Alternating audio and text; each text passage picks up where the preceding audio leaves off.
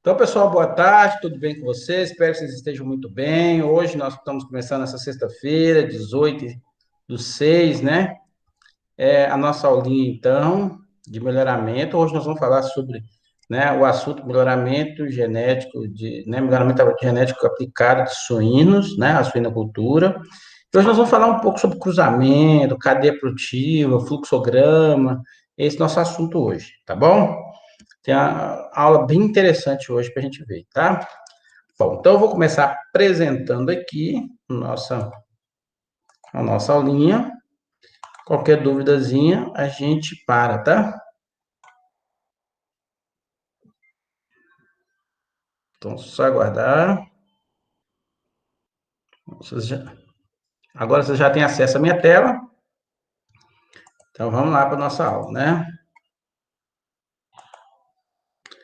Bom, então, como eu havia falado, então, o nosso tema hoje está até errado, não é a aula 3, né? Aula 5. Deixa eu até corrigir isso aqui já. O professor tá meio doidão, nós estamos na aula 5 já. Prontinho, corrigido.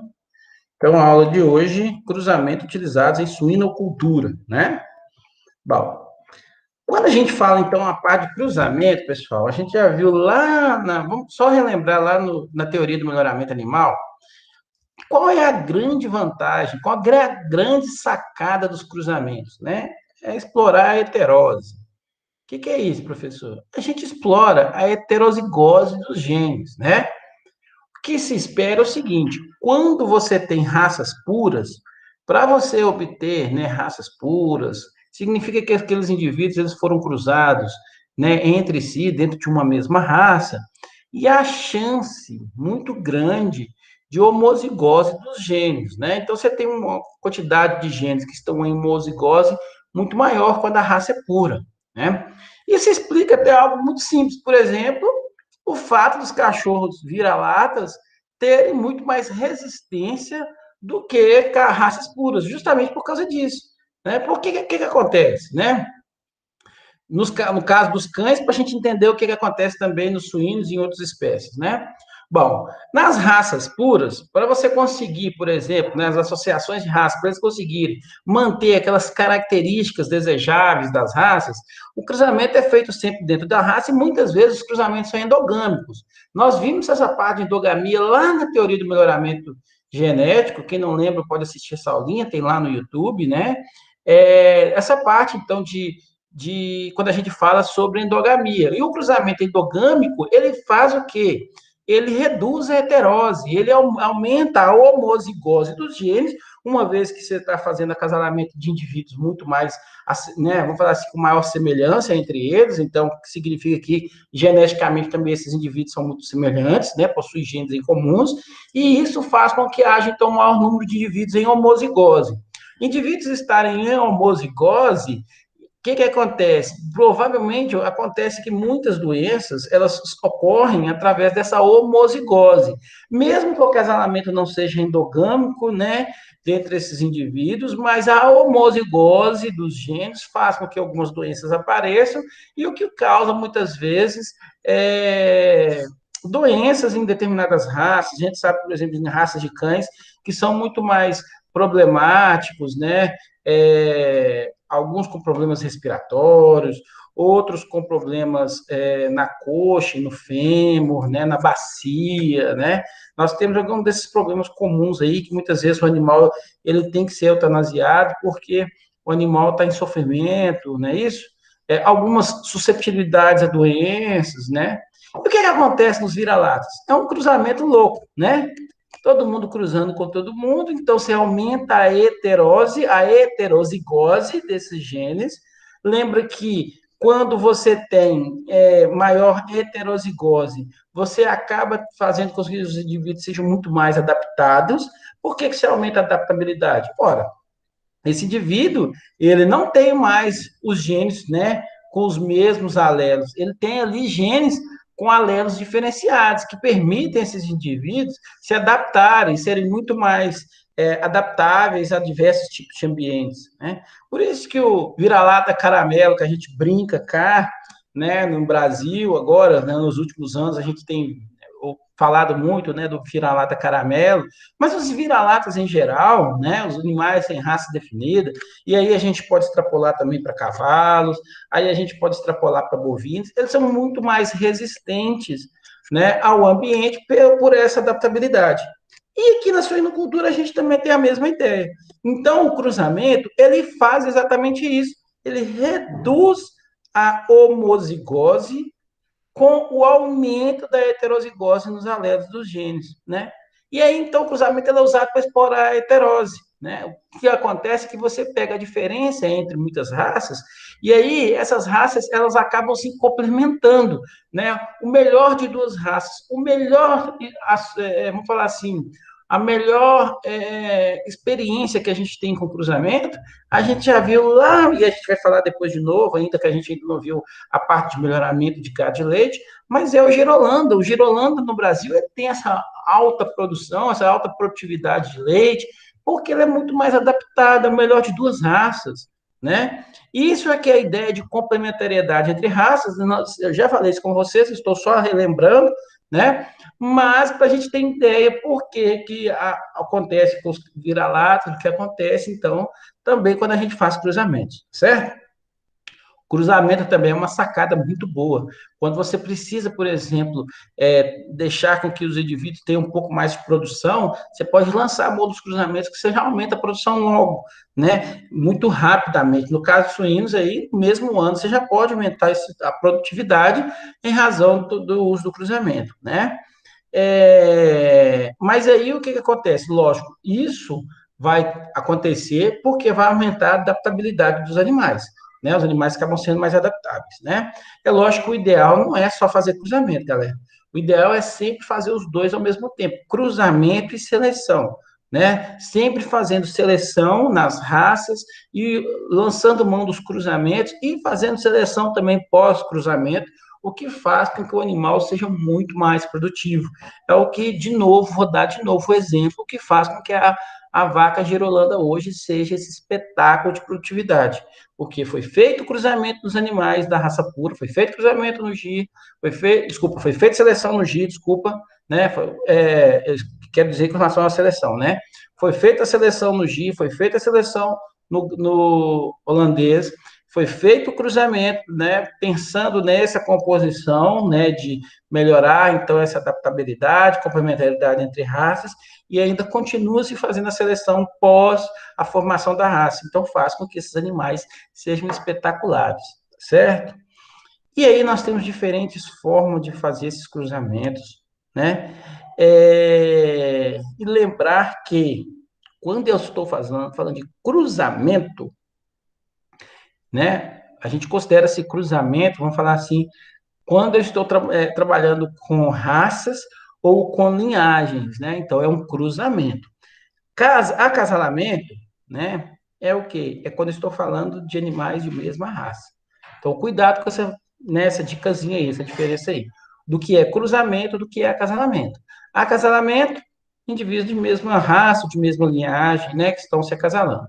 Cruzamento, quando eu cruzo raças ou linhagens aí, ou até espécies, né? Eu posso ter, por exemplo, cruzamento de, por exemplo, né, um exemplo aí, suínos e javali, né? Então, né, para formar o javaporco, espécies diferentes. Ok? Dúvidas, pessoal? Até aqui? Tranquilo? Não, senhor.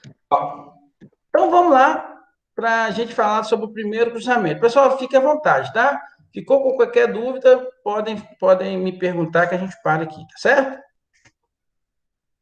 Então, pessoal, com relação ao cruzamento, então, um dos cruzamentos muito utilizados na suinocultura é o cruzamento simples, né?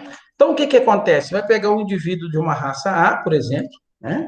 A gente viu isso lá também no melhoramento aplicado, desculpa, na teoria do melhoramento, mas nós não tínhamos especificado em relação a raças, né? Então, um cruzamento muito comum é pegar indivíduos, então, por exemplo, de uma determinada raça. Aqui eu tenho um exemplar aqui, como o Pietran, por exemplo, né? Esse aqui é um animal Pietran, né? Que tem essa pelagem oveira aí, né? Um macho muito espetacular aqui. E cruzo com um animal. Vamos lá, vamos ver se vocês estão sabendo de raça de suíno. Que animal é esse aqui? Que raça é essa? Esse é o Lard White? Não, Laje White ele Ah, ia ser bem Landrace, né? Porque o Laje White ele ia ser bem côncavo aqui, ó. Né? verdade, verdade, verdade. Então ele é um Large White, né? E aí formando indivíduos meio sangue, né? E esses meio sangue já são levados ao abate, então, né? Então são os indivíduos levados ao meio sangue. Então esse aqui é só mesmo para você, né? Você pega, por exemplo, um indivíduo aqui que tem qualidades, né? Como qualidade de carne, né? Inigualáveis, como por exemplo o Pietran, e você pega, né? Também um indivíduo que tem, né? Alto rendimento de carcaça, por exemplo, como a Landrace, e aí forma os indivíduos meio sangue, tá? Então, esse aqui é só um exemplo, tá certo? Muito aqui no Brasil, o que a gente faz, né? O que a gente vê mesmo acontecer? É o cruzamento simples do Duroc com fêmeas Landrace ou com fêmeas Laje White, tá? Então, o pessoal aqui no Brasil gosta mais desse cruzamento, tá? Do Duroc. Lembrar do Duroc, aquela raça vermelha lá da América, né, uma raça americana, né, com a Large White, que é uma raça inglesa, ou com a Landrace, que é uma raça dinamarquesa, né? Então, os animais, então, produzidos são vendidos para o abate. Esse tipo de cruzamento é utilizado, né, principalmente quando se dispõe apenas de duas raças de alta qualidade genética, né? Então, nesse caso, o produtor ele tem que ter, ele não, às vezes ele não precisa ter o reprodutor, ele pode ter manter as fêmeas e comprar sêmen do reprodutor, por exemplo, embora isso é um pouco mais difícil, normalmente ele mantém o reprodutor na sua inocultura, né? É um cruzamento que também permite explorar 100% da heterose, né? Os indivíduos vão estar 100% aqui na heterose do filho, né? Embora ele não tenha, então, a heterose materna e paterna, uma vez que os pais são puros, né? Como os pais são puros, então ele não tem heterose materna, não tem heterose paterna, mas tem a heterose do filho, o filho, então, vai ser muito mais adaptado, nesse caso aqui, o que pode aumentar a produtividade dele, né? Deixa eu ver se eu estou esquecendo alguma coisa. Esse tipo, então, de animais, eles são levados diretamente para o abate e se expressa maior taxa de sobrevivência, principalmente, tá? Durante o aleitamento, menor idade ao abate, os animais ficam muito melhores assim, tá certo? Nesse caso aqui, não requer, então, a reposição contínua de reprodutores, uma vez que você vai ter sempre os dois reprodutores lá, né, o reprodutor e a matriz na sua propriedade, né? Ou ele pode, igual eu disse, pode, né, conseguir através de sêmen. A Embrapa Aves e Suínos indica que o cruzamento de machos Duroc com fêmeas Landrace ou fêmeas Large White são mais recomendados para aumentar o peso aos 5 meses de idade, olha que interessante, e para reduzir a idade e a espessura de toucinho dos animais de abate, né? Uma outra opção também que eles falam lá é o cruzamento fixo de duas raças envolvendo fêmeas Large White e machos Landrace, tá certo? Desculpa, corrigindo, machos Large White e fêmeas Landrace, tá? E aí, um cruzamento que é muito utilizado aqui no Brasil, certinho? Professor, Pode falar. ele sempre busca, tipo, meio sangue ou não? Você No caso, fala, no caso do peraí. F1. No caso, cruza Não, indivíduos aí, puros. aí o F1 é levado para o abate diretamente, né? Uhum. Então, você não fica com o F1, não. O F1, todos machos e fêmeas são levados ao abate. O que você Ah, vai manter no entendi. seu plantel sempre, É os fêmeas puros. puras e machos puros, Entendi, entendi. Obrigado. certo? O segundo sistema que a gente vai ver, muito comum também, é o retrocruzamento. O que acontece? Como é que funciona isso? Então, você pega um macho de uma determinada raça, né? Cruza com outra, uma fêmea, né? Igualzinho a gente fez aqui, até essa parte aqui, ó. Até aqui, ó, vocês estão vendo aqui, ó, é o que a gente está acostumado, né? O que a gente já tem de cruzamento simples. Não muda nada, não. E aí você pega depois, né, o indivíduo que formado e usa o macho da raça da mãe, né? Então, esse é um retrocruzamento. Ou poderia ser o F1 do macho com a raça do pai também, né? Não tem problema algum. Mas então, aí você vai ter o indivíduo, então, aí esse indivíduo, ele vai ser, né, o 3/4 aqui, né, nesse caso, né?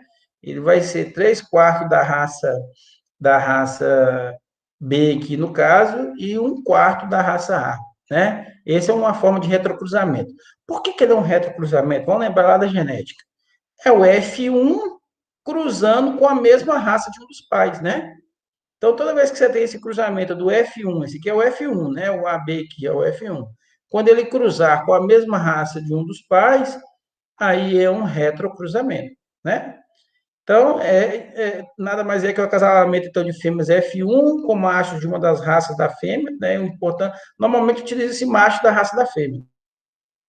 Se necessário, então, você produzir fêmeas F1, né? Ou adquirir essas fêmeas, normalmente, né? Então, você precisa de, se você quiser fazer isso, porque esses aqui é só os formadores. O que você quer mesmo é esse aqui, ó. Esses camaradas aqui lá na sua propriedade, né? Você vai ter fêmeas F1 que vão cruzar com machos puros, né? Então, você precisa ter essas fêmeas F1. Essas fêmeas F1 você pode obter elas comprando de alguém ou você vai ter que formar ela no seu plantel. Se para você formar esse indivíduo no seu plantel, então você vai ter que manter machos da raça A e B, né? E fêmeas da raça B, para você poder sempre estar formando esse indivíduo aqui, que é ele que vai cruzar então depois, né? É um sistema que foi muito utilizado na Europa, viu, pessoal? E lá eles usavam sempre o Large White e o Landrace, tá? Sempre assim, usava machos Large White, fêmeas Landrace, aí pegava o meio sangue e cruzava com o Large White de novo. E aí vendia esse indivíduo que saía do produto, que eram os indivíduos destinados ao abate, levava para o abate esses indivíduos aí, né? É, Parece que machos large landrace, né, quando cruzado com fêmeas large white landrace, né, mesmo, dão alguma, parece que dão alguma resposta um pouco melhor, né? É um sistema também que, olha só para você ver que interessante, a mãe é cruzada, não é isso? Então você vai explorar a heterose da mãe. Você explora a adaptabilidade maior da mãe. Então os filhos, né? Os filhos aqui então vão ser frutos de uma mãe, né? De uma mãe com alta, né? Com 100% de heterose, que é interessante, né? Por que isso é muito importante, pessoal? Ora, uma mãe com 100% de heterose, sendo mais adaptada, ela pode, por exemplo, produzir muito mais leite, pode produzir leitões com muito mais viabilidade, a nutrição intrauterina dela pode ser muito melhor, o que faz com que esses indivíduos nasçam com uma condição muito melhor, ou às vezes sejam desmamados com muito, né, com maior peso, por exemplo, com maior viabilidade, com maior taxa de sobrevivência. Por isso a importância de explorar a heterose da mãe, por exemplo.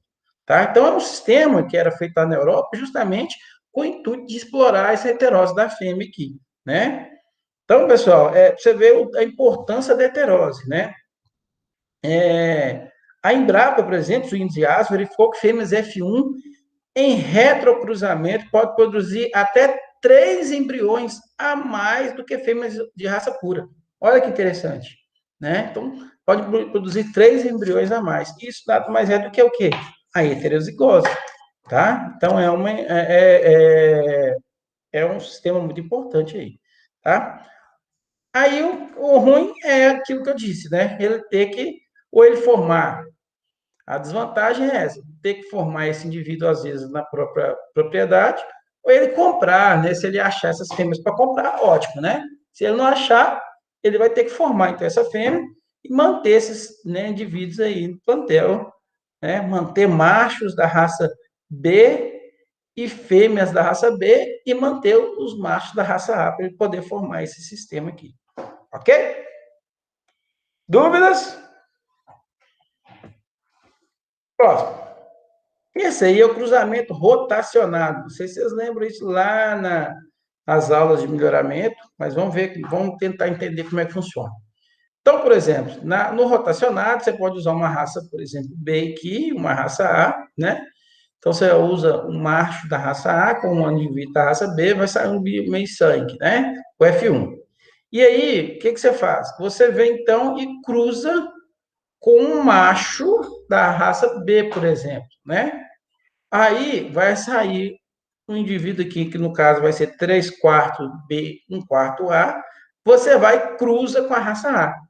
Então, tá vendo que o que está rotacionando é a raça, que ora é uma raça A, ora é uma raça B, tá vendo? Então, você vai fazendo isso, né? E aí, o que acontece? Os machos que estão oriundos dos cruzamentos, os machos aqui, ó, por exemplo, os machos AB são levados para abate, certinho? As fêmeas são retidas para ser cruzado com a raça B. Aí, vai nascer esses indivíduos aqui, ó, né? Muito mais B do que A, 3 quartos B, 1 quarto A. Aí, os machos, você manda para o abate. E as fêmeas, você segura para poder cruzar com a raça A agora. E assim sucessivamente. Então, esses indivíduos aqui, os machos levam para o abate, e aí você utiliza a fêmea, né? E assim você vai fazendo. Né? O que acontece? É um sistema simples, barato, normalmente usado para quem tem pouca tecnologia, né, pouca tecnificação no seu sistema, porque ele aproveita sempre as fêmeas do próprio plantel, né?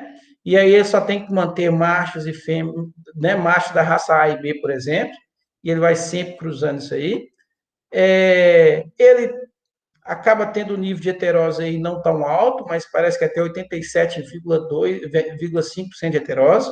Aproveita a heterose da mãe, né? Ele vai sempre aproveitando a heterose da mãe, ele não deixa nunca essa heterose abaixo, está sempre trocando. Então, é um método interessante, né? O que acontece? Esse tipo de rotacionado, ele também pode ser visto com 3 raças, que é o que a gente vai ver agora. Então, a gente pode também ter esse tipo de sistema, só que usando 3 raças ao mesmo tempo. Então, por exemplo, eu teria raça A e raça B. Um exemplo aqui seria, né, um macho lajoide com uma fêmea landrace, né?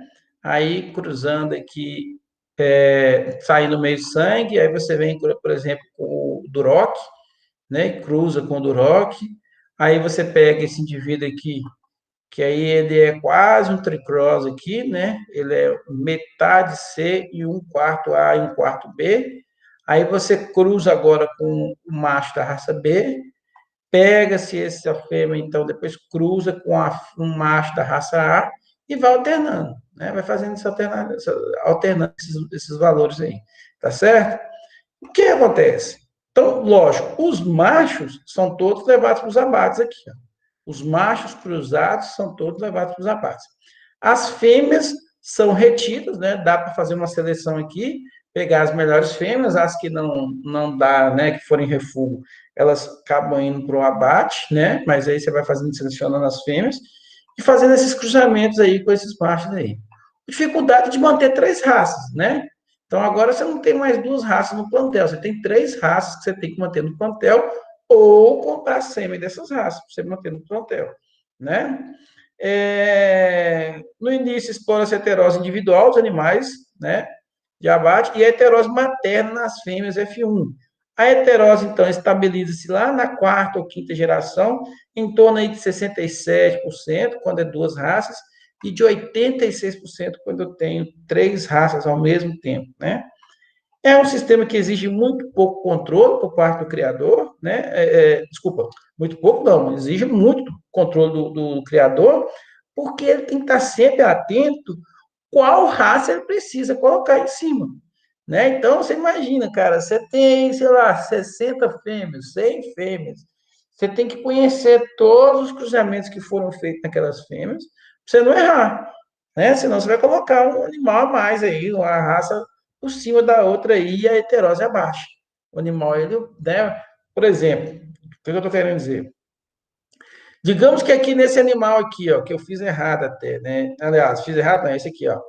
Se eu não tivesse usado, por exemplo, a raça B, se eu vou, a raça A aqui, ó, eu tivesse colocado B em cima dele, esse animal, ele ia ser muito mais próximo do B, né? Então, você tem que ter esse controle muito certinho para você não errar qual raça que precisa ser agregada naquele cruzamento. Então, por isso que é um sistema um pouco dificultoso nesse caso, né? E é o sistema que a gente às vezes fala assim, por que ele é prejudicial às vezes, né? Ele não é tão vantajoso assim, vamos falar, né? Mas você tem essa ideia de explorar muito a alta heterose da fêmea, né? A fêmea sempre vai estar com a heterose muito alta, o que é interessante nesse caso, tá bom? Bom, e aí tem um outro problema também. Nesse sistema, pelo menos, problema não, né? Uma certa facilidade até. Como ele está usando sempre as fêmeas do seu próprio plantel, né, aqui, ele corre muito risco, muito menos risco de problema sanitário, né? Ele só tem que ficar esperto com os animais lá, com os machos das raças A, B ou C, né? Que ele pode usar, por exemplo, o sêmen, né? Então, ele tem que tomar muito cuidado com questões de biossegurança aí dentro do próprio plantel. Professor, Pode falar. o Eduardo tá com uma dúvida aqui, ó.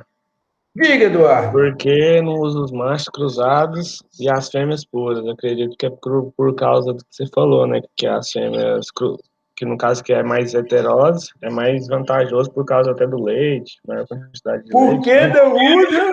Deixa eu entender a pergunta. Por que que não usa? Por que que usa as fêmeas cruzadas ao invés dos machos? Seria isso? Isso.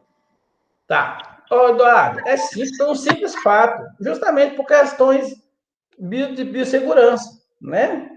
Justamente por causa disso. Se eu uso os machos cruzados ao invés da fêmea, eu vou precisar de fazer ou eu vou ter que formar fêmeas no meu plantel, ou eu vou ter que comprar essas fêmeas. E comprar fêmea, embora a fêmea seja muito mais barata do que macho, só que você compra fêmea em um volume muito maior, né? Então, por isso que não é muito vantajoso. Você vai ter que sempre, quando você tiver que repor as fêmeas, você vai ter que comprar fêmeas no mercado, né? Isso vai onerar demais o seu custo, porque você vai ter que comprar muitas fêmeas, né? Imagina aí, o camarada que tem 100 fêmeas alojadas aí, ele vai repor aí 20%, né? Tem que comprar 20 fêmeas, é um preço considerável, né? Essas fêmeas não é baratinho. Hoje eu já perdi o valor agora desses animais, mas vamos imaginar que cada fêmea custa 10 mil aí, eu acho que deve ser um pouco mais até, né? Então, o camarada de cara tem que dispor aí de 200 mil reais para ele repor 20% das fêmeas e é um pequeno produtor, só de 100 fêmeas alojadas. Você entende? Então, para você ter ideia, a dificuldade que é, né? Você usar a fêmea pura, né? Em vez do macho cruzado. Fica muito mais barato usar o macho puro, né? Que aí eu posso ter, por exemplo, sei lá, uns 6 machos aí, né? Tranquilamente, os 9 machos aí, 3 de cada raça, para eu poder alternar, para não ter problema de endogamia, né? E aí eu vou usando esse, né? Comprar 9 machos e esses 9 machos ficarem no meu sistema de produção um bom tempo aí em produtividade, aí é muito melhor do que eu ter que sempre, todo ano, dispor de 20%, né? E tirar 20% das fêmeas e ter que ficar sempre renovando o meu plantel. É por esse simples fato, né? Sem falar da questão de biossegurança, né? Entrando animais sempre dentro do seu plantel. Galera, suínos é um pouquinho diferente de bovinos, onde eu normalmente compro, né, essa aquisição de animais é muito fácil. Suínos é um indivíduo, né? Vamos falar assim, é uma cultura, a suinocultura principalmente, né? Ela é muito fechada, com muita segurança, muito controle biológico dentro, né? Não dá para ficar entrando animais de qualquer espécie, né? Esses animais, quando entram, precisam ficar em quarentena, tem que tomar muito cuidado, né? Não sei se vocês tiveram oportunidade de conhecer uma suinocultura mesmo, mas quando a gente entra na suinocultura, você tem que tomar banho. Eu fazia estágio no suíno, né? Então, a gente entra de manhã, toma banho, né? Vai lá, trabalha, faz todo isso, todo mundo, tá, pessoal? Todos os funcionários entram, chega de manhã, toma-se banho, um banho bem, né, bem cuidadoso, tem que lavar cabelo. Então, mulher que trabalha nessa área sofre muito, porque ou se lava o cabelo direto, ou se não coloca-se touca, né? E aí, para depois você adentrar dentro dos plantéis, para você então ter contato, né? Então eu cuidava muito da creche e da maternidade, na época né, eu fiz estágio 2 anos no suinocultura. Então, e aí todo dia que eu ia, né, o estágio não era todos os dias, né, era pelo menos 2 vezes na semana, uma vez na semana que eu ia, mas tinha que tomar banho todas as vezes que entrar. Então, a biossegurança na suinocultura é muito grande.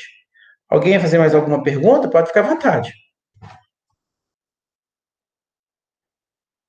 Não? Podemos seguir?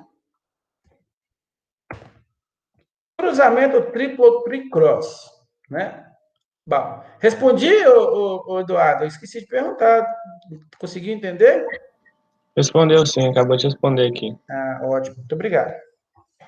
No cruzamento triplo ou tricross, esse cruzamento então, é muito interessante, muito usado.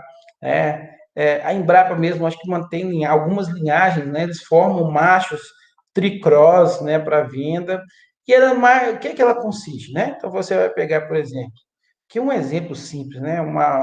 Uma fêmea da raça Landrace com um macho da raça Large White, né? Você vai formar então o indivíduo meio sangue que é F1, Landrace Large White, e cruza-se com o indivíduo da raça C. Aqui no Brasil a gente normalmente utiliza o Duroc, mas poderia ser o Pietran tranquilamente, né? Mas aí utiliza o Duroc e aí você vai ter o indivíduo que é o tricross. Esse indivíduo aqui ele vai pro abate, né? O que acontece? Esse indivíduo aqui, ele é meio sangue C, um quarto A, um quarto B, né? Então, esse indivíduo aqui, ele é levado, então, ao abate, né? Machos e fêmeas. Aqui, os indivíduos F1 também, machos, né? São levados ao abate também. As fêmeas que derem algum tipo de refúgio vão levar ao abate também, tá certo? Mas, igual eu estava falando para vocês, a Sadia, por exemplo, desculpa, a Sadia não, a Embrapa, né? Não sei se ainda tem, mas elas tinham linhagens desse suíno aqui, ó, que eles vendiam como reprodutores, né? Um indivíduo com alta heterose aí, né? E com uma capacidade muito boa para a produção de carnes, né? Então, esse indivíduo aqui era vendido como um reprodutor para que você comprasse e cobrisse, então, suas fêmeas aí no sua granja, tá bom? Professor, Oi, as fêmeas também eram levadas para o abate desse indivíduo? aqui é Nutricross, é? Sim. E em relação à escolha do animal meio sangue? No caso, você vai ter que escolher um animal que tem as características mais desejadas ou não? O ideal aqui, não, o ideal aqui, para você escolher o meio-sangue aqui, ó, né, o animal que vai formar o meio-sangue seria um que tivesse uma condição boa para uma boa mãe. Então, você tem que observar aqui, pergunta excelente que você fez, tá, o menino? Obrigado. É muito boa a pergunta, porque é o seguinte, a fêmea meio-sangue, ela tem que ser uma boa fêmea. Então, eu tenho que sempre pensar em raças que vai me proporcionar boas fêmeas, né? Que raças que normalmente a gente tem lá que produz boas fêmeas? Principalmente Lajoate e Landrace. Lajoate e Landrace são muito boas fêmeas, né? São mães com alta habilidade materna, com alta produção de leite, tá? Essas duas raças produzem leite muito bem. E até a vantagem ainda de ter algumas características muito interessantes de carcaça, como alto rendimento de carne, né? São raças que têm comprimento de carcaça muito boas, né? Então, aqui, essa fêmea, você tem que escolher raças para formar ela que sejam boas mães, né? Aí, aqui, no caso, a raça C, você vai escolher uma raça boa de pai, né? Para ser pai. Então, aqui eu estou pensando por exemplo, em crescimento, em conversão alimentar, né? Em qualidade de carne. Tudo isso que eu falei, a Duroc tem, né? Ou poderia ser também a Pietran, tá certo? Ou a New Hampshire, por exemplo, né? Que são raças que a gente pode entrar aqui, tá? New Hampshire, não. Hampshire, né? New Hampshire é galinha, tá, pessoal? Hampshire, tá certo? Mais alguma dúvida? Não, senhor, obrigado. Ótimo. Aí esse macho aqui do tricross, Aí ele pode ser usado tanto no sistema normal, né, sistema industrial, ou às vezes no sistema de criação livre, né, o Siscal lá, né, como é que é o Siscal? É Sistema Intensivo de Produção de leitões ao ar livre, por exemplo, né, de produções de suínos ao ar livre, né, é um sistema muito bom, tá? E aí, lógico, nesse sistema, o produtor comercial, ele tem que ter, né, adquirir fêmeas F1, ou ele adquire fêmeas F1 para ele formar, né, para ele poder fazer cruzamento com a raça C, ou ele produz ela no próprio plantel. Último cruzamento que nós vamos ver hoje, que é esse aí, ó, cruzamento duplo entre 4 raças. Aqui é aquele cruzamento que a gente chama de para a formação do duplo híbrido, né? Que vocês já ouviram falar. Cruzamento emprestado lá muitos anos atrás do milho, né? Foi o pessoal que mexia com genética de milho que desenvolveu esse cruzamento, e aí a gente pegou eles, né, principalmente para, né, na suinocultura e na avicultura, tá bom? O que é a sacada desse tipo de cruzamento? Você vai ter duas frentes, né? Por que duas frentes? Uma das frentes é essa aqui, ó, cruzamento de indivíduos da raça A com a raça B, né? Ao você cruzar indivíduos da raça A com a raça B, você vai ter o indivíduo, então, meio sangue, e esses indivíduos, então que eu estou falando aqui, ó, do A a B, para formar os indivíduos meio sangue AB, ele poderia, por exemplo, ser uma linhagem paterna, né? Se ele for uma linhagem paterna, volta-se a pergunta que o Antônio fez agora há pouco, né? Aí eu tenho que pensar, então, em duas raças que sejam raças boas para pai. O que significa dizer que uma raça é boa para pai? São raças que estão, né, que são mais, vamos falar assim, dão melhores resultados em termos de crescimento, qualidade de carne, rendimento de carcaça, tá certo? Bom pai na suinocultura e também na avicultura é aquelas raças que a gente vai pensar sempre em termos de carcaça, né? Para melhorar essa carcaça, seja ela em qualidade, seja ela em rendimento, né? Em quantidade, né? Então, quando fala rendimento, você já pensa em quantidade. Então, aqui nessa linha, a gente chama aqui de linha paterna, né? Eu vou ter, por exemplo, um macho da linha paterna e uma fêmea da linha paterna, né? Então, olha que interessante, eu tenho que fazer uma seleção de uma mãe para ser bom pai, né? O que significa dizer isso? Né? Que a gente está fazendo seleção de fêmeas com características paternas para a linhagem, né? Para essa linhagem que vai ser formada. E aí eu vou ter outra frente, que é o quê? Essa frente aqui, ó, do lado de cá, né? Onde eu tenho machos e fêmeas, né? Que vão ser selecionados para formarem boas mães, né?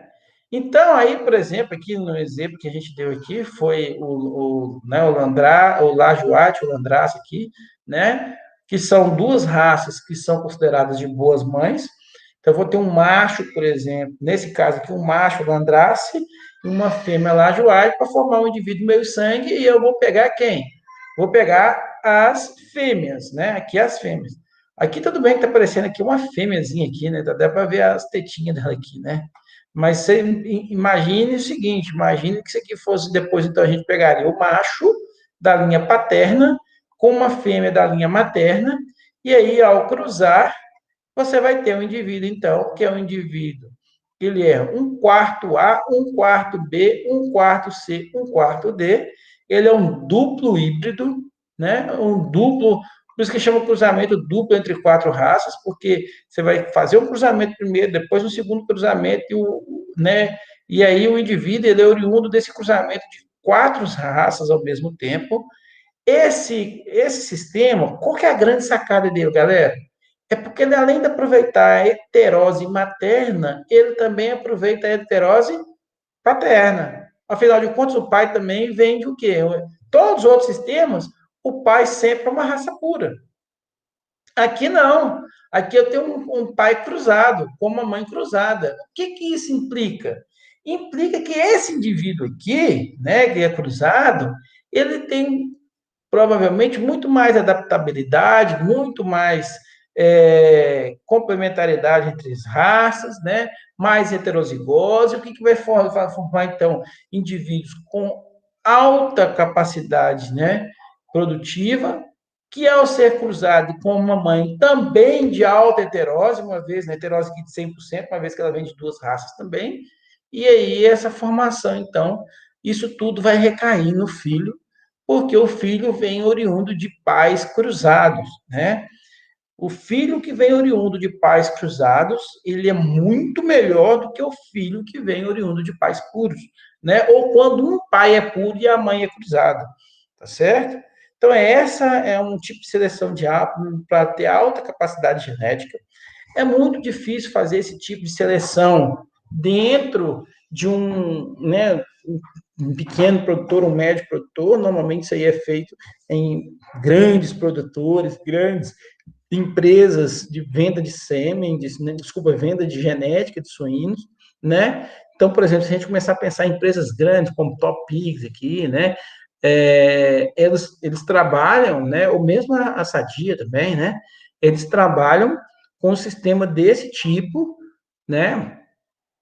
Onde então, esse indivíduo aqui, ó, que é repassado para as granjas, né? Então, as granjas, elas recebem, né, esse macho aqui, né, desculpa, essa fêmea aqui, esse macho aqui, e lá nas granjas é que eles são cruzados para a formação desses indivíduos que vão para o abate. Né? Então, aqui para o abate, né, o endereçamento do abate é esse indivíduo aqui, tá certo? Muito interessante aí, né? Oi, pode falar. Qual que é o nome desse...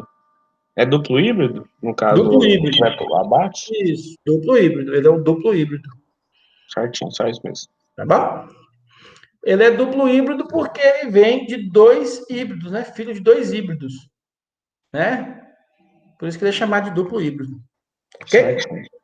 Dúvidas até aqui, pessoal, dos cruzamentos? Então, só para a gente falar um pouquinho dos resuminhos que a gente viu dos cruzamentos aí, né?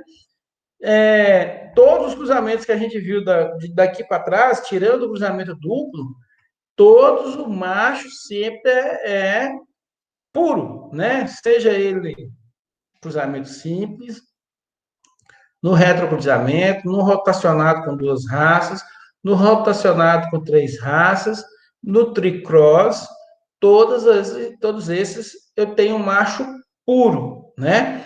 Não se explora a terose do macho, né? No caso das fêmeas, no simples eu não tenho essa exploração da heterose, né? Da mãe, né? Então, eu passo a explorar a heterose da mãe apenas no retrocruzamento, nos rotacionados e no tricross, e aqui no duplo híbrido, né? No cruzamento entre quatro raças, certinho. Alguns casos, a gente alterna o pai, né? E eu sempre estou produzindo a mãe no plantel, pelas razões que eu acabei de responder pelo Eduardo aí, né? E por questões financeiras, econômicas, né? Ficou muito mais barato.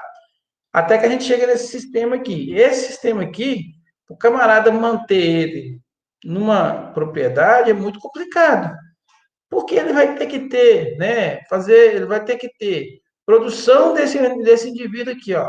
Então ele vai ter que ter machos e fêmeas de raças puras para produzir reprodutores A. Ele vai ter que ter machos e fêmeas, né, de raça, da raça B para produzir fêmeas B, por exemplo. A mesma coisa vai acontecer com C e D. Então, dificilmente você vê um sistema desse num suinocultor. Você vai ver um sistema desse numa empresa, né, de genética. Né? E aí, sim, eles lá conseguem manter esses indivíduos puros nas suas empresas para a formação desses indivíduos meio sangue que eles enviam, então, que a gente chama depois, daqui a pouquinho a gente vai ver, isso aí chama rebanho multiplicador, né? Eles enviam, então, para esses rebanhos multiplicadores para formar essa população comercial aqui. Ok? Ó, e aí, o que acontece? Né? Formamos esse suíno aí. O que vai acontecer, então, com essa cadeia produtiva de suínos? Né? O que acontece com esse efeito desse melhoramento genético para poder chegar até na mesa de nós, consumidores, né?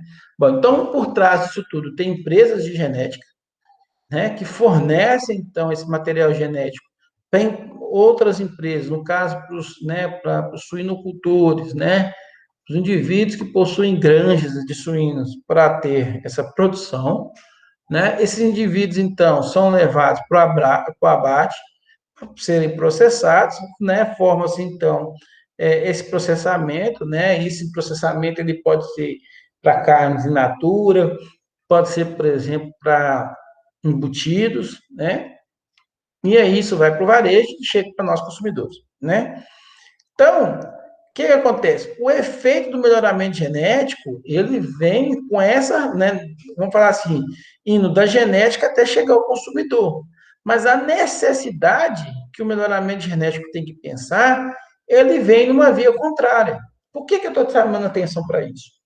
Quero que vocês entendam o seguinte, galera. Veja bem, formar, né, ter esse tipo de relação aqui, ó, formar esses indivíduos, mesmo que seja suíno, suíno é um animal que, né, você consegue formar, um indivíduo nasce nesse ano e você consegue fazer ele praticamente reproduzir no mesmo ano que ele nasce, né, um animal que tem uma geração muito curta, se você for observar, né, diferente por exemplo, bovinos é mais complicado, o bovino nasce até que ele entra na fase adulta e deixa um descendente, vai 3, 5 anos bobear. Suínos não, né? O que acontece?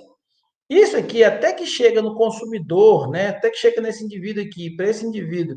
Então, para a gente começar, né, a utilizar o consumidor, né, a carne desse indivíduo, vai um tempo bom, né?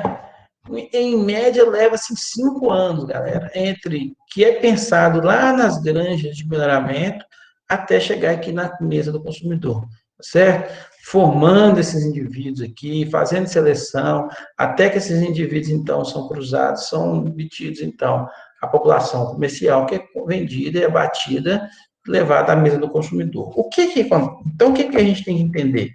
Que a necessidade do consumidor, né, ela tem que ser pensada muito antes, porque senão, quando a minha genética ficar formada, vai levar um certo tempo ainda para chegar na mesa do consumidor. Digamos que amanhã o pessoal fala assim, olha, a gente quer carne de suíno agora, não quer mais essa carne de suíno rosada, não, a gente quer carne de suíno branca. Ah, alguém chega aí e fala que carne de suíno branca sei lá, faz um marketing danado, que é a melhor carne que existe. Não é não, viu, pessoal? Só para dar um exemplo. Aí, o que acontece? O mercado consumidor, então, faz sua opção, faz sua exigência. Aí, lá na empresa de genética, eles vão começar, então, a trabalhar, pensando nisso. Só que isso não chega imediato. Tem um tempo para isso chegar, né? Que tempo é esse? Acabei de falar, em torno de 5 anos. Então, vocês entendem que as empresas de genética, eles têm que estar muito à frente do tempo, eles têm que estar pensando o que o mercado consumidor deseja daqui a um tempo, tá certo? Se a gente observar bem, o suíno passou por uma transformação recente, de pouco tempo atrás aí, né? E agora está se transformando de novo, né? Existia uma pressão do mercado consumidor de que os suínos tinham carnes muito gordurosas, né, que precisavam, então, reduzir essa gordura, né, e o nível de colesterol das carnes suínas, e aí a genética começou a trabalhar para isso, para entregar, então, para o consumidor, né, uma carne que tinha, então, menor teores de colesterol. Hoje se tem, você vai lá comprar, né, você consegue. Só que aí o que o pessoal começou a reclamar? Ah, o suíno agora falta sabor, né? Perdeu gordura, gordura dá sabor à carne, então precisa se fazer, né, suínos com maior qualidade de carne, com carnes mais bonitas, mais rosadas, né, mais avermelhadas, mais saborosas, mais suculentas, né, com maior retenção de água, né? E aí, o que a genética tem que fazer? Pensar isso antes, porque se demora, leva tempo para chegar no mercado consumidor. Então, isso é importante na cadeia, a gente entender esse fluxo, né? Porque o consumidor é que dita as regras, não é a genética que dita as regras.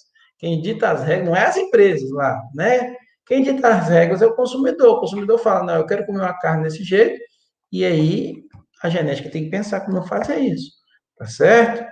Então, é preciso buscar animais com maior potencial genético para determinadas características compatíveis aí com o interesse de mercado, né? E prever qual vai ser a exigência futura. E esses caras aqui, eles meio que trabalham com o quê? Com análise de mercado mesmo, tá certo? É trabalhar com análise de mercado, trabalhar com o consumidor, saber quais são as preferências dos consumidores, para se imaginar o que o consumidor vai querer no futuro e já conseguir produzir antes. Porque quem chegar primeiro, né, é que bebe, vamos falar assim, o boi que chega primeiro é que bebe água limpa, é o que vai conseguir vender mais, né? O pessoal hoje não está numa onda aí, não sei se vocês perceberam, mas começa a pensar, perceber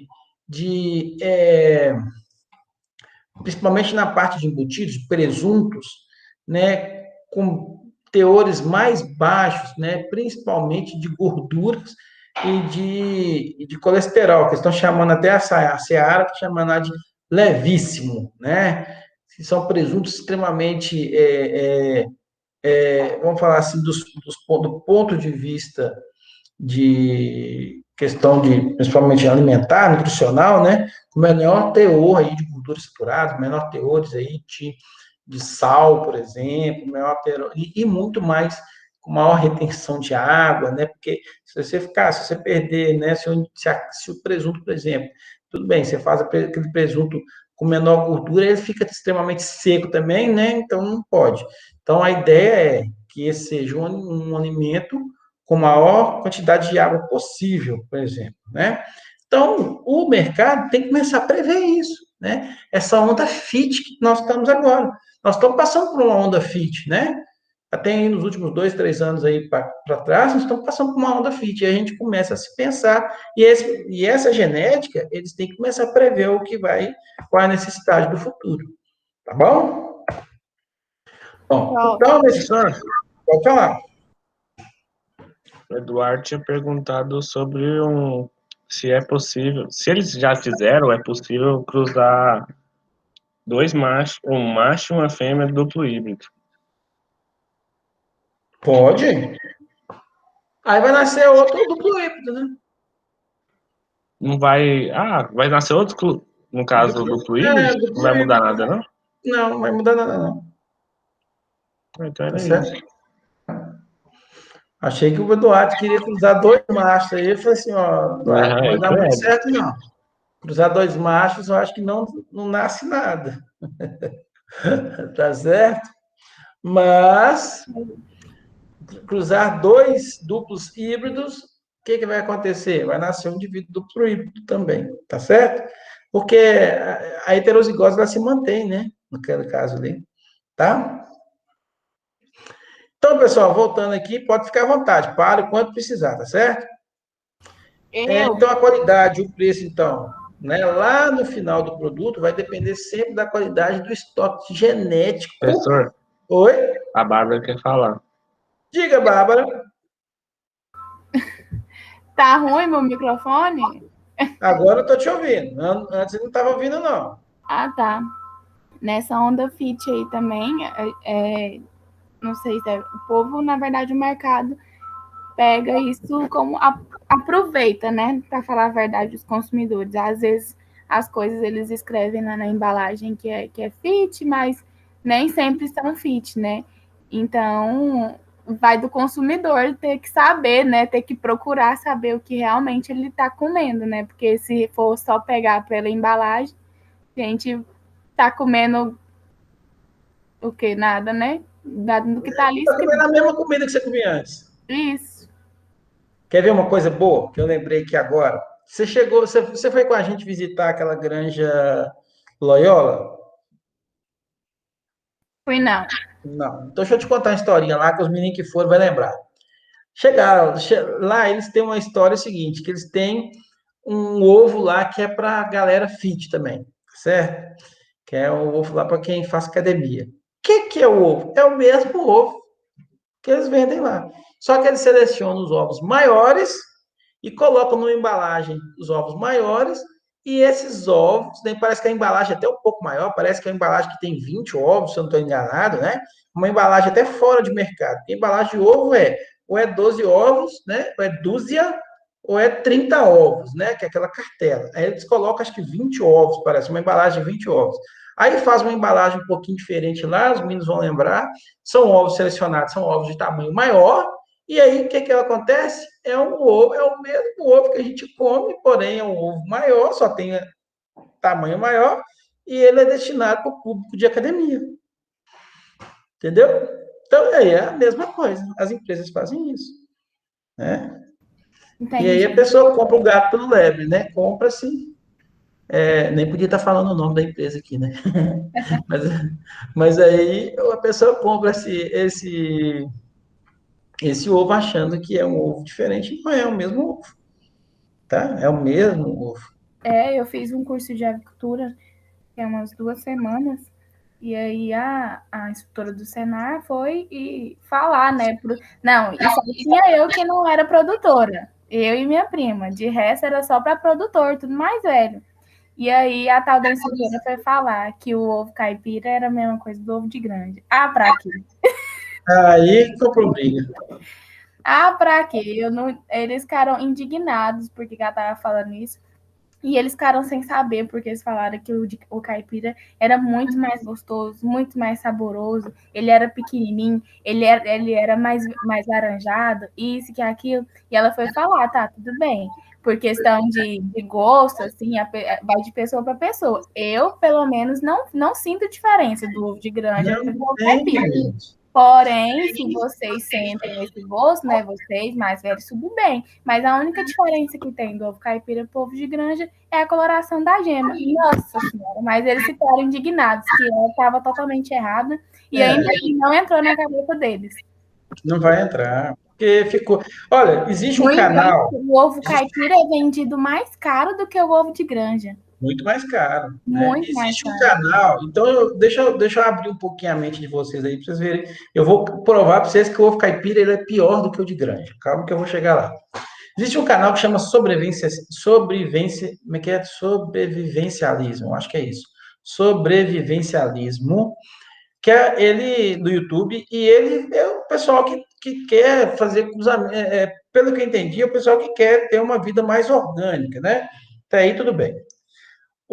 Eles não falaram nada de errado no canal, não. O canal deles está tudo certinho. O que eu estava vendo era o comentário da galera, que eu gosto de ver o comentário, eu gosto de ver a briga. Né? Eu sou brasileiro, gosto de assistir uma briga, eu estava lá olhando e assistindo o pessoal discutir exatamente isso, que alguém falando assim, que o ovo caipira era muito melhor do que o ovo de grande. Aí foi uma zootecnista falar que não tinha diferença nutricional nenhuma em relação ao ovo caipira e ao ovo de granja, muito menos com relação né, para fins nutricionais, não há diferença alguma. Você tem fins perceptíveis em termos visuais, né? Lógico, é evidente, você observa um ovo caipira, a gema é mais avermelhada, mas isso não reflete nutrição, né? Não deixa os ovos mais nutritivos por causa disso, né? Tem gente que acha que muda o gosto, mas aí gosto é um pouco complicado, porque gosto tem a ver com o aroma e também com o visual, né? O fato de você ver uma comida, você acaba sentindo um gosto talvez diferente do que se você não visse essa comida. Por isso que quando você vai fazer os testes são feitos às cegas, ou seja, realmente coloca-se um tapa-olho e você faz o teste para comer esses ovos, por exemplo, e não há identificação, tá certo, pessoal? O pessoal não consegue identificar quando ele não está vendo qual é o ovo caipira e qual é o ovo de granja, não consegue, tá certo? Então, infelizmente, não há diferença, né, em termos palatáveis entre ovo de granja e ovo caipira. Mas deixa eu voltar à historinha que eu disse aqui. Por que o ovo de granja é melhor do que o ovo caipira? O ovo de granja, ele tem mais tempo de prateleira e ele tem muito menor quantidade de salmonela na casca do que o ovo caipira. O ovo caipira, ele perde mais rápido e ele tem muito mais chance de você ter alguma doença por salmonelose, por exemplo, né? Lógico que uma doença de salmonelose vai te dar aí um mal-estar, você vai sarar, ainda mais se você for adulto, dificilmente ela vai te causar alguma coisa, só um mal-estar, tipo, um pouco de diarreia de repente, um dia, 2 dias, você já resolve esse negócio. Mas é muito mais fácil você conseguir ter esse tipo de problema com ovos caipiras, porque a ave caipira, ela acaba defecando em cima dos ovos, né? O camarada que retira esse ovo, ele não tem o cuidado, às vezes, de lavar, então, muitas vezes, o ovo chega com sujidades, né? Então, é muito mais fácil você se contaminar com um ovo caipira do que um ovo de granja. Por isso que o ovo de granja, ele tem muito mais tempo de prateleira do que o ovo caipira. O ovo caipira, ele perde mais rápido, né? O ovo de granja tem 30 dias, 25 dias, ele fica tranquilamente ainda. Tudo bem que ele não está na sua condição normal, mas ele fica ainda muito bem, né? Mas o ovo caipira ele não consegue ter todo esse tempo, tá certo? Pessoal, então, só para a gente terminar nossa aulinha de hoje, existe então uma estrutura, que a gente chama de estrutura piramidal, tá certo? Essa estrutura piramidal tem a ver com o fluxo desse material genético que é encaminhado para esses rebanhos, né? Então, eu tenho, por exemplo, o rebanho núcleo, que é aquele rebanho das raças puras, o rebanho multiplicador, que é aquele rebanho das raças cruzadas, né, dos cruzamentos, e o rebanho comercial, que são esses indivíduos que são levados para as granjas, por exemplo, para serem, né, para produzirem, então, indivíduos para fins comerciais aí, né, para venda, né? Então, no rebanho núcleo é onde tem altas taxas de seleção, é onde a gente está sempre fazendo seleções, né? O rebanho, então, multiplicador, é onde é feito aquele cruzamento entre as raças ou entre as linhagens. E aí, o rebanho comercial é onde, então, eu vou ter aqueles indivíduos que são levados para o abate, né? Então, no rebanho núcleo, pessoal, é aqui onde eu posso ter ou raças puras, né? Nesse caso, ou eu posso ter, por exemplo, linhas sintéticas. O que é uma linha sintética? Uma linha sintética, por exemplo, é um cruzamento lá, um indivíduo meio sangue lá, por exemplo, que foi utilizado para formar uma linha sintética, né? Então, o rebanho núcleo é composto de raças puras ou de linhas sintéticas, e nesse caso, há intensidade de seleção com vistas para tentar maximizar ainda mais o progresso genético, tá? Os melhores indivíduos, então, são selecionados para reposição do próprio rebanho núcleo, né? E parte desses indivíduos, então, é utilizado para rebanho são destinados ao rebanho multiplicador. Então, ó, de novo, eu vou ter, então, indivíduos aqui de raça pura, de raças leolinas puras, né? E aí, esses indivíduos, então, eu vou tirar alguns deles para repor o próprio rebanho núcleo, né? Normalmente eu tiro indivíduos excepcionais aqui para manter o rebanho núcleo, para não cair a qualidade do rebanho núcleo.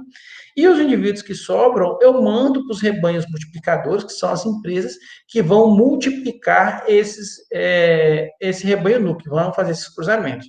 Normalmente, grandes empresas, nós não temos aqui, por exemplo, acho que só a Sadia que nós temos aqui como rebanho núcleo. Outras empresas de genéticas de suínos aqui, nós não temos esse rebanho núcleo, não fica aqui no Brasil, fica em algumas, por exemplo, na Holanda, em alguns outros países aí, na Bélgica, por exemplo, onde eles mantêm esses rebanhos núcleos lá, com animais excepcionais. Aqui é uma seleção, pressão de seleção muito alta, tá certo?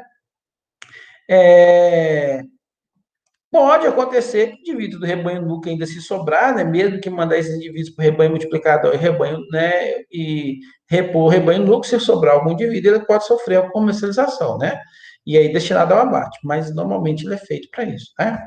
Bom, então aqui você vai ter tanto machos e fêmeas, né, que vão ser, então, que vão sair desse rebanho núcleo e vão ser transmitidos, então, para os rebanhos multiplicadores, tá certo? Ou eles mesmos vão repor, né? Então, essa setinha aqui mostrando que eles vão repor, né? Então, aqui, Shire é macho, né? Então, linhas paternas, né? Onde os machos vão ser utilizados para repor, então, esses rebanhos núcleos ou ir para os rebanhos multiplicadores, e Dan aqui é fêmeas, né? Então, são linhas de maternas, onde também elas vão ter esse mesmo fluxograma, certo? Já o rebanho multiplicador, então, são aqueles rebanhos onde a gente vai ter onde vai receber as raças puras, né? Então, o rebanho multiplicador, ele recebe aquelas raças puras, né? Ou as linhas sintéticas lá do rebanho núcleo, né? E se realiza, então, o cruzamento entre elas, né? Então, aqui é feito o cruzamento. Se fosse, por exemplo, uma estrutura, um duplo híbrido, no rebanho núcleo aqui, eu ia ter as raças puras, né? E aí, no rebanho multiplicador, essas raças puras iam ser enviadas, né, para o rebanho multiplicador, e aqui é que eu faria, então, os F1s, né? Então, as raças puras são enviadas para cá, então, enviados indivíduos da raça A, da raça B, né, da raça C, da raça D, e aqui no rebanho multiplicador é onde eu formaria os F1s, tá certo? E aí, esses F1s, então, que são os híbridos, que vão ser destinados, então, a produzir indivíduos para o rebanho comercial. Então, nesse caso aí, lógico que a gente já havia falado, aproveitar a complementação de raças ou linhagens aí, né? E aí, o rebanho comercial, que é o último rebanho aí, é aquele que recebe, então, né, os indivíduos do rebanho multiplicador, né? Então, eles vão receber os F1s aí, por exemplo, né, um exemplo, do rebanho comercial, e aqui onde eles vão se cruzar para formar a população comercial, a população, né, que vai para as granjas para serem levadas para engorda e aí ser destinada ao abate, tá certo? Então, é mais ou menos assim que é o fluxograma, tá? Então, no caso do rebanho núcleo, nós temos, então, essas raças, linhagens puras, né? Fazer seleção e transferência de reprodutores, e isso indo, então, para o rebanho multiplicador, né? Que aí vai feito cruzamento entre raças diferentes, produção de machos e fêmeas híbridos, multiplicação e transferência de reprodutores, e aí é destinado ao rebanho comercial, que aí é sim a produção de leitões e o do ciclo completo, né? Que é machos e fêmeas, que são utilizados para a formação do ciclo completo aí, né? Para repor do próprio plantel, ou para levar diretamente para o abate, né? Bom, há um atraso, então, que a gente ia falar, né? Nesse tempo aí, entre o melhoramento genético e as fazendas, por exemplo, né, que vão receber essa transferência vamos falar assim, desse ganho genético aí, né? Esse aí varia de 3 a 5 anos, mais ou menos, e depois esse rebanho comercial, então, são levados para as unidades de abate de industrialização da carne suína, e aí ela é enviada para açougues, feiras, supermercados e chega até nós, consumidores. Por isso que algo que for pensar aqui vai levar em torno de 3 anos para chegar aqui a 5 anos. Ok? Então, aqui é só um modelo dos tipos de estratos que a gente tem desses rebanhos, de como formar esses rebanhos, né? Existem alguns modelos, por exemplo, onde diretamente do rebanho núcleo eu já envio apenas os machos aqui para o rebanho comercial, né? Outros onde eu envio machos e fêmeas para os multiplicadores, os multiplicadores só mandam os machos, né, para o rebanho comercial, e aí é feito aqui, só os machos aqui vão ser utilizados aqui, por exemplo, né? Como rebanho, como reprodutores desse rebanho comercial, né? Existem aqueles, por exemplo, onde eu vou enviar machos e fêmeas para o rebanho comercial para a formação da população comercial nas granjas, e tem aquele fluxograma onde é exatamente igual a esse aqui, mas vez ou outra pode ser que eu pegue indivíduos aqui, principalmente os machos, dos rebanhos núcleos e já mando ele diretamente no comercial, tá certo? Então, aqui é o primeiro modelo que eu havia falado, né? Nesse caso aqui, transfere apenas machos para o rebanho núcleo, né? Para os rebanhos comerciais. Então, não existe rebanho multiplicador, né? A reposição de fêmeas aqui, então, é feita com o próprio rebanho, né? Então, é feita somente pegar os machos. É um modelo que a gente utiliza aqui, né? Alguns países utilizam no mundo. Outros têm essa estrutura maior de pirâmide, né? Só que essa estrutura de pirâmide, ela é uma pirâmide, vamos falar assim, não totalmente completa, né?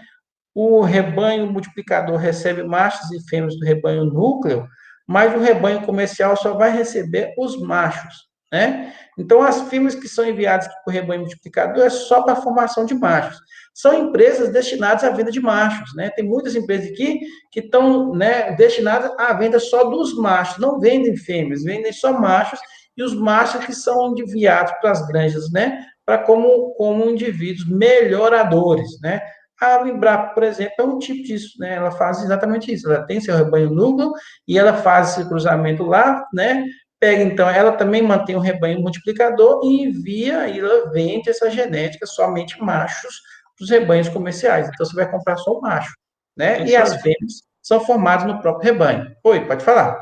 isso aí poderia ser tipo um cruzamento rotativo, onde os machos, no caso, são destinados ao Não, abate ou não? não, nada a ver. Nada a ver? Nada a ver. Isso aqui é o esquema que as empresas usam de forma como ela transmite a sua genética. Entendeu? Algumas empresas transmitem a genética só através do macho. Eles não têm venda de fêmeas, só vende machos, por exemplo, né? Que é esse caso aqui.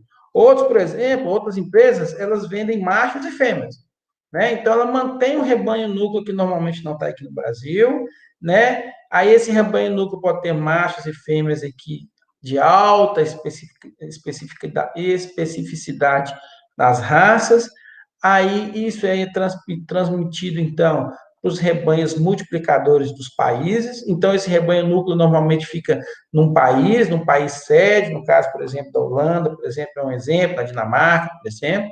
Ele manda, então, desses rebanhos núcleos para outros países, para formar o rebanho multiplicador. Lá, então, nesse rebanho multiplicador, por exemplo, aqui no Brasil, essas empresas elas mantêm, né, esses rebanhos aqui, multiplicadores, para quê? Para eles venderem machos e fêmeas. Né? Então, eu sou um suinocultor, eu quero comprar um macho e uma fêmea para o meu plantel. Então, eu posso ir lá nessa empresa e comprar dessas genéticas aqui, tá certo? Então, isso aqui é uma forma. E existe aquele modelo que eu disse para vocês, onde você consegue, além de pegar, né, você pega as fêmeas, né, esqueci de dizer que nesse modelo aqui, você pega a fêmea do rebanho multiplicador e o macho é passado direto lá do rebanho núcleo, porque o macho, a pressão de seleção do macho vem muito mais forte, então ele acaba recebendo o macho dessa linhagem, tá certo? Então, só o esquema de como é repassada essas genéticas. Tá bom? Pessoal, alguma dúvida? Acho que não. Tive que correr um pouquinho no final, senão nossa aula vai ficar muito maior, né? Do que o planejado. Por isso, essa corridinha no final aí, para a gente conseguir terminar esse assunto logo, para na próxima aula a gente começar a falar um pouco sobre as características que a gente vai selecionar em suínos. Certo? Galerinha, deixa eu só fazer uma chamada rápida aqui para eu liberar vocês. Eduardo, o seu microfone não funciona? Não, né? Você já falou isso um dia, já?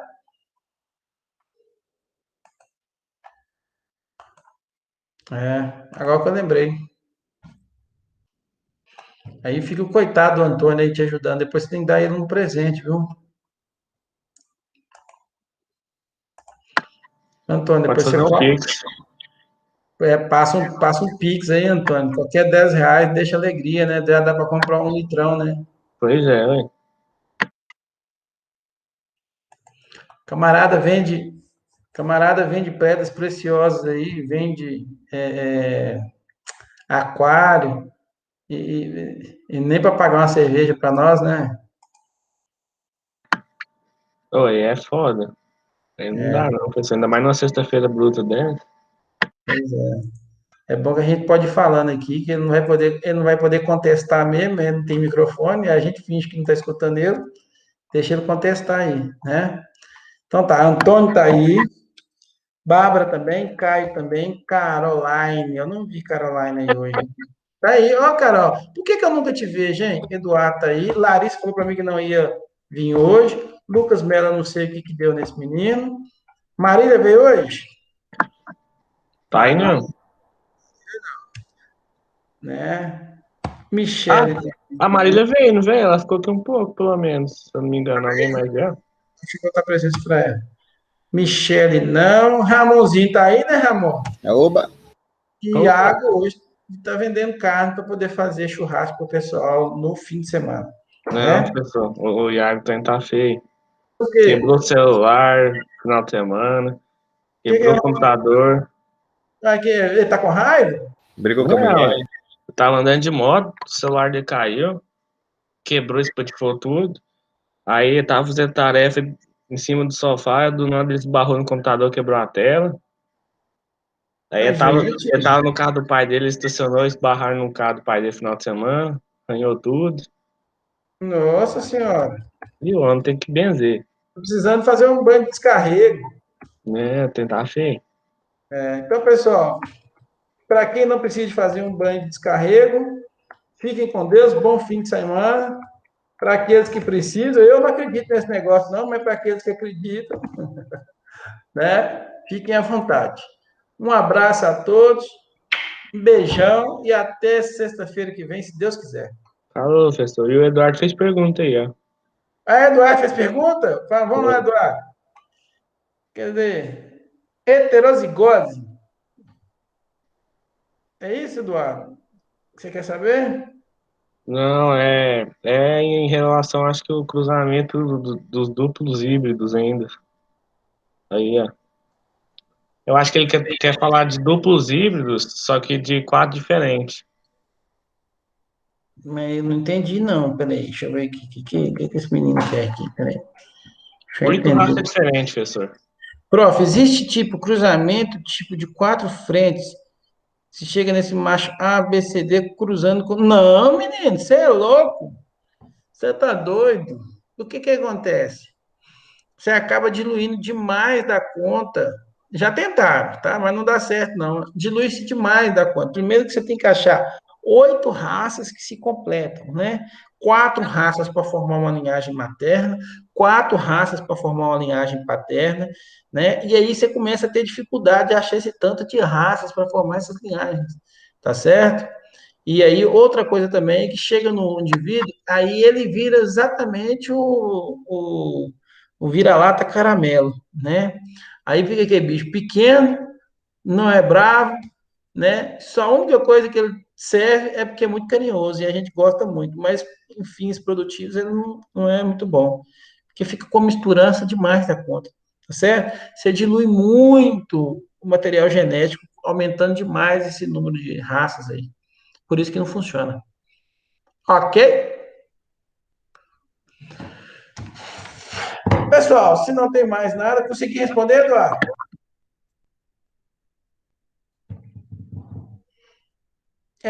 Vai virar um porquinho vira-lata. Esse é o problema.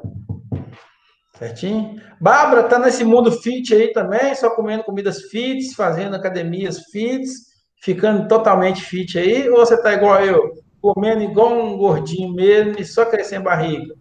É, isso mesmo. Isso aí. A gente E vem do as mundo. roupas que eu usava no início da faculdade, nenhuma entra. Pois é, como é que é aquele menininho? Eu amo aquele menino dizendo que boca foi feita para comer. Boca Então, foi feita para comer. então boca foi feita para comer, não comer. Né, Carol? Eu engordei de novo, prof. Gente, entenda uma coisa na vida de vocês. Presta atenção. Ninguém gosta de gente magrela, tá certo? Esse negócio de magrela aí é bobagem. Todo mundo gosta de gente gordinho, tá? Isso Todo aí. mundo, quando abraça, quer achar um pouquinho de carne para abraçar. Não quer que é trem duro, seco. Quer um pouquinho de carne. Por isso que a gente engorda ao longo do ano, da vida. Tá bom? Então, o gordinho também é bom, tá? Ficar só magrinho é ruim. Eu já Viu, tô pensando. Eduardo? Continua magrelo aí, eu sei, Antônio Tristão aí, pra vocês verem. Ih, professor, tô engordando. Eu ainda vou ver, não sei se agora, mas no futuro, a ascensão dos gordinhos, tá? Os gordinhos sendo. Mas todo mundo que começa a namorar engorda, não tem esse. Ué, ascensão dos gordinhos, você vai ver, os gordinhos vão dominar o mundo, tá? Vão ser os mais bonitos, vão ditar as regras de beleza e vão ser os. Já tá. os... E todo gordo é divertido, é ou não é? Vamos falar a verdade. Todo gordo é divertido. Todo mundo conhece um gordo aí que é engraçado, que é gente boa. Você já viu um gordo triste, gordo, chato? Não existe. Todo gordo é gente boa. Então, ascensão dos gordinhos, espere. Que é isso aí? Não vai ver isso aí ainda, então. Então tá. Tchau pra vocês, pessoal. Fiquem Falou, com professor, Deus. com Deus. Até mais. Já Tchau, tchau. Tchau. Tchau.